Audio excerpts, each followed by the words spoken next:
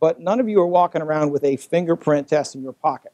Nobody here can whip out a DNA kit at the relevant time. These are tools that are in the hands of law enforcement. And for the most part, video has been in the hands of law enforcement or perhaps in the hands of the Wawa or the bank or the establishment where an incident occurred, but they have not been in the hands of individuals. This is now ubiquitous. Everybody got it. Everybody got it. You can be poor and you can have it. People have cell phones. They are with them all the time. So the opportunity to gather video, the opportunity, just as DNA did, to lay out the truth, when what you had before was nothing but the word of the officer, the word of the witness, the opportunity for that is here, and it's incredibly important. I think this is arguably the most equalizing development in criminal law, at least in the last century. What are the rules? The biggest and most important rule with video is timing. Timing is everything. What happened in Askia Sabur's case was bad because the videographer who took it was so excited by what he had, he immediately put it on YouTube. Now, what do you think happens when police officers become immediately aware that their egregious misconduct was captured on YouTube? Yes, that is correct.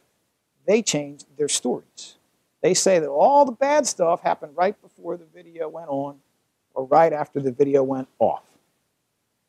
This is the worst case I've ever had, and I've had a lot of video cases in terms of having control over that. Your best case scenario when you have video is that you have some level of control so you can keep it away from YouTube, you can keep it away from public distribution until after police have written all their reports, hopefully signed their names, and then come to a preliminary hearing, as they must on a felony case, and testified under oath. What you want them to do, of course, is do what happens in many cases where there's no video, which is lie their asses off. And once they have lied their asses off, you can press the button and play it. The first major piece of video is the one that is best known. It's the one part of which was captured in the news coverage. But the second one, which is really kind of key to how the case was won, is ultimately a video about the most abusive officer trying to destroy video.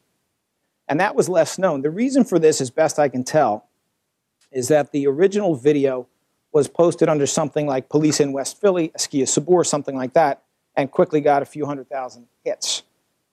The second piece of video, which really depicts the videographer being pursued by the offending officer, Officer Leocal, and others, that has a tenth as many views and is simply captioned "video from my phone." So what happened at trial is that the officers had constructed their statements consistent with knowledge of the first video, but not necessarily consistent with knowledge of the second video. Amazingly, even though the DA was well aware of the second piece of video showing this very officer trying to get the camera, even though that was the case, the officer testified at trial that he didn't do that, and we then played that video.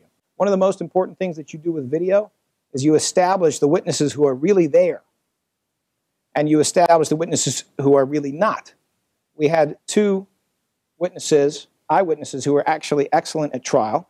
One was Sean Merritt. Mr. Merritt is the guy my client met when he went to the corner. He's visible at second 3 in this video. We'll go there in a second.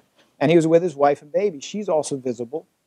I pointed out the blood on Officer Leocal's shirt, all of it the result of his having beat my client's head open, none of it the result of his own injuries.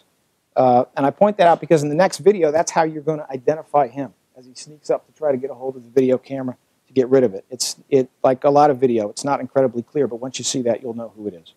Another thing that I thought was kind of interesting there is you could see a small BMX bike which was lying on the ground. The position that Mr. Sabur had taken was that he was riding along on his bike and he happened to run into his cousin. He hadn't seen his cousin in a while, so he stopped to chat with his cousin. He was actually standing on top of his bike making a relatively short stop when the police officers came up. Why is that important? Well, the beauty of video is it's a small detail, but it does tend to show that what he's saying is true, which is that he wasn't out there to cause trouble. He wasn't trying to block anything. He was basically on his way somewhere and was just making a short stop for the purpose of chatting.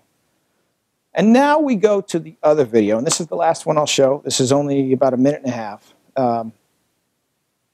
This contains my favorite quote in the whole trial, which is, quote, "I'll show you what 2 megapixels is all about," unquote. In both of these videos, there's a fair amount of bragging by the videographer that he has a camera and that he has taken this. It is the one thing that makes him feel that he or maybe my client has some power, which equalizes his position with the police.